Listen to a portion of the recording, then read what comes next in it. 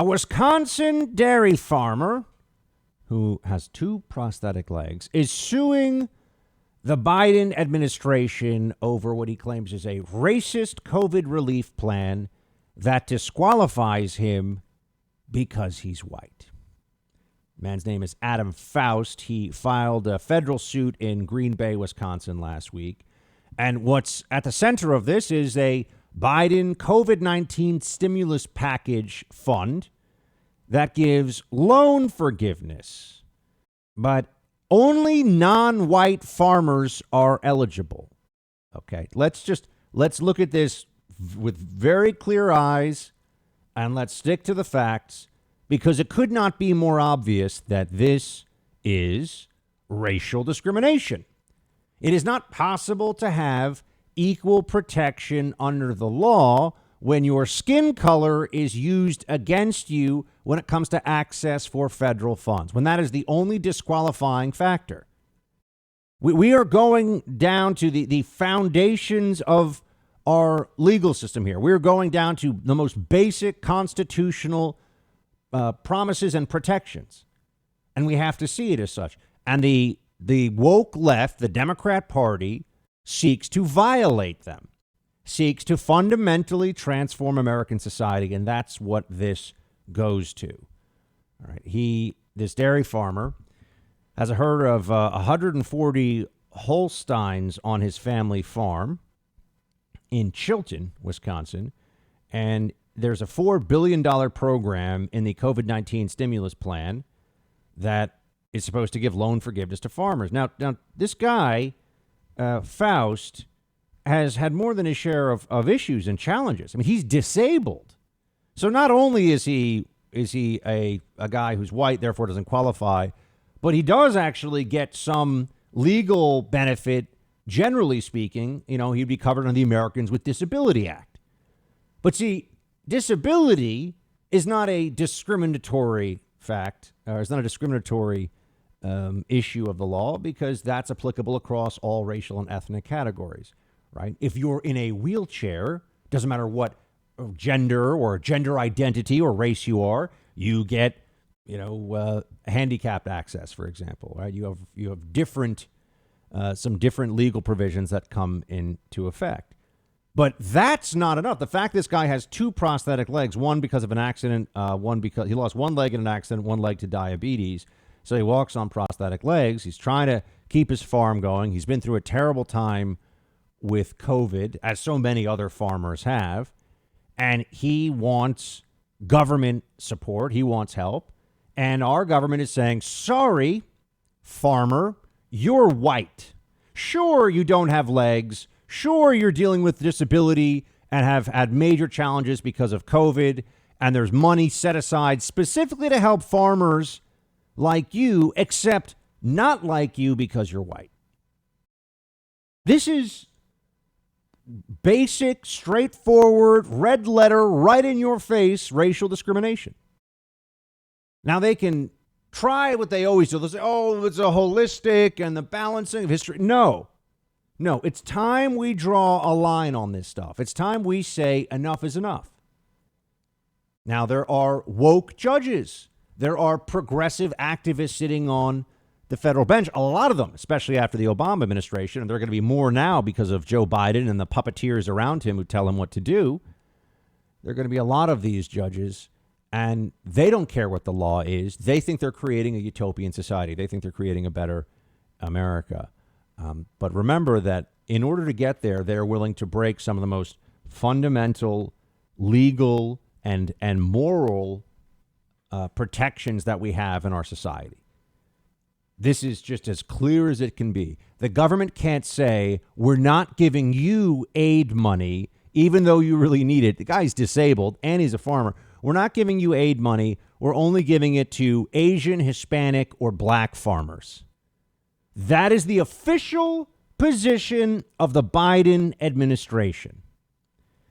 Now, you could say, well, this is just one case, but it's not, actually. I mean, it's federal policy, so it really matters. It involves billions of dollars, so it's not a small issue. $4 billion might not seem like much when they're throwing around trillions like they're nothing, but In the normal world, in the world where math matters, $4 billion is a lot of money.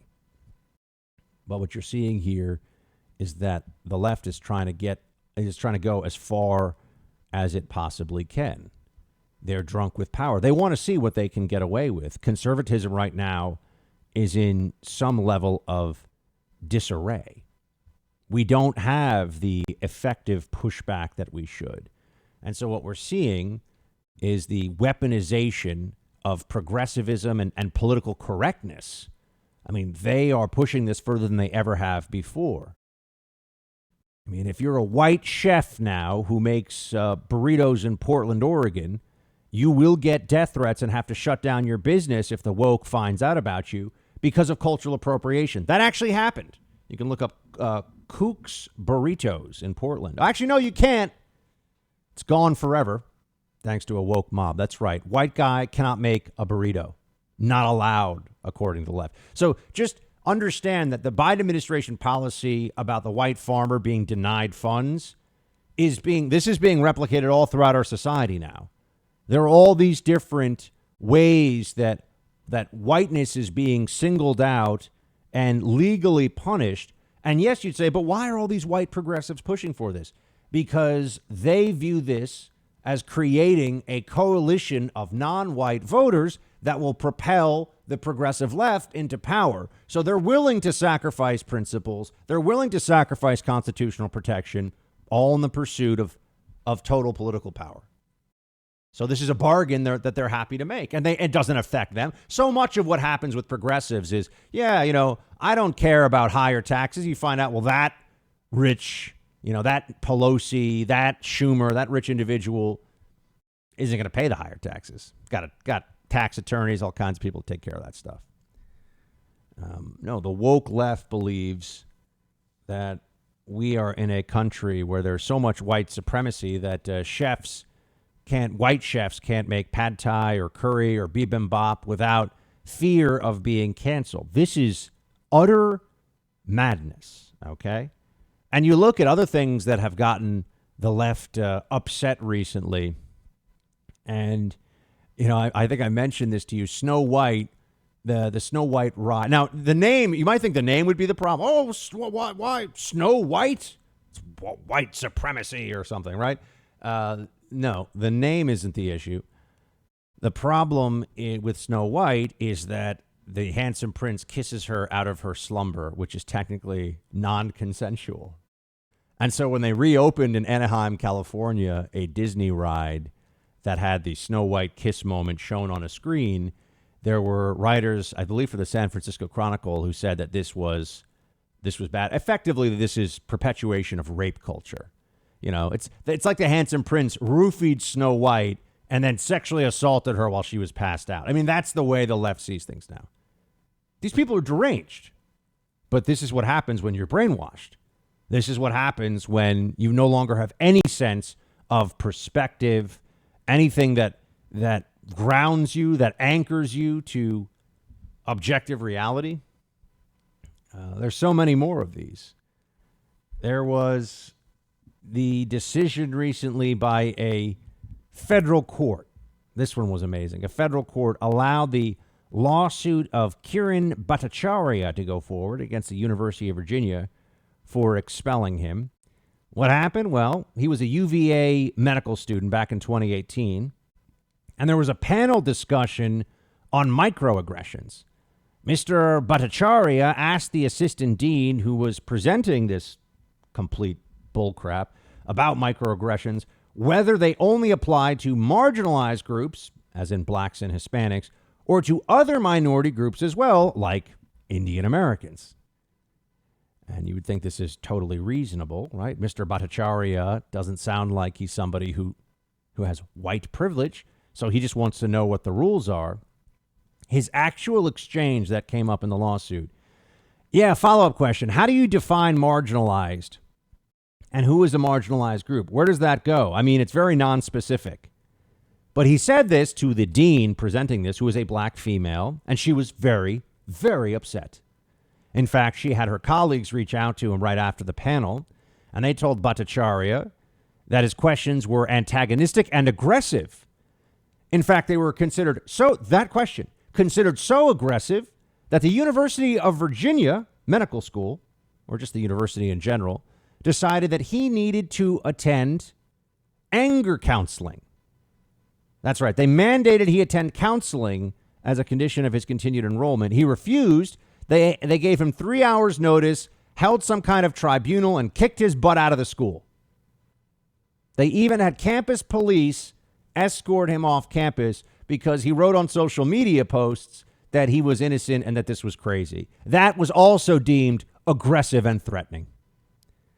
This is an Indian medical school student who asked some questions of a black female dean at a very prestigious state school about microaggressions. And they responded by saying that he was having a clinical mental health crisis and needed to be escorted off campus and expelled. Just now, a few weeks ago, a federal court said, yeah, you can sue them for that.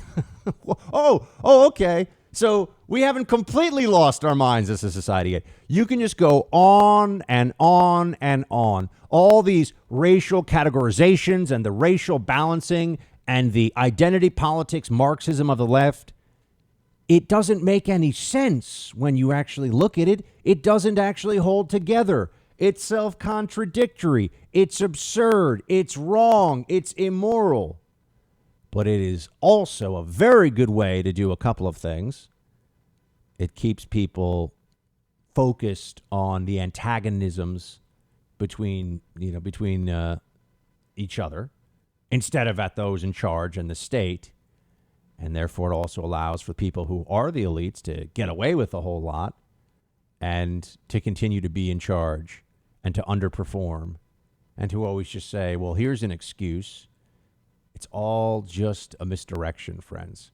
But it undermines our country in very real ways. Do we stand up to it or do we let it continue? That's the question of the moment right now. Hey, Team Buck, thank you so much for watching The First on YouTube. If you like this video, please click that little thumbs up button so then it will log as liked. And also, if you want to see more great content from The First, please click subscribe.